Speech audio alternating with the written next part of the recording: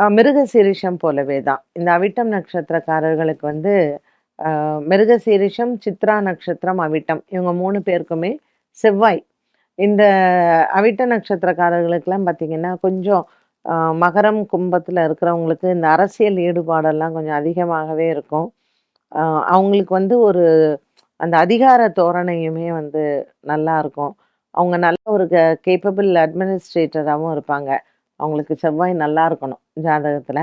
நெறைய பூமிக்கு அதிபதியாகவும் இருப்பாங்க. செவ்வாயினுடைய தாக்கம் நல்லா இருக்கு அப்படிங்கும்போது, கண்டிப்பா டாக்டர் படிப்பு படிக்கிறதோ, இல்ல அரசியல் சம்மந்தப்பட்ட தொடர்பு இருக்கிறதோ, இல்ல ஒரு அரசியல்வாதியாகவே இருக்கிறதுக்கோ, இந்த மாதிரியான விஷயங்கள்லாம் இவர்களுக்கு இருக்கிறதுக்கான வாய்ப்புகள் அதிகம் உண்டு.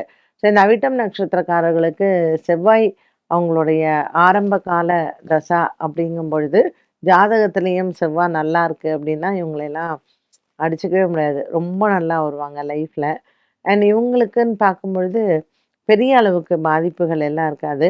பட் ஜாதகத்தில செவ்வாய் சரியில்ல அப்படின்னா, உடல் ஆரோக்கியத்தில் கவனமாக இருக்க வேண்டும். இவங்கலாம் ஜென்ரலி செவ்வாய்க்கிழமையில முருகன் வழிபாடு இவர்களுக்கு சிறந்தது.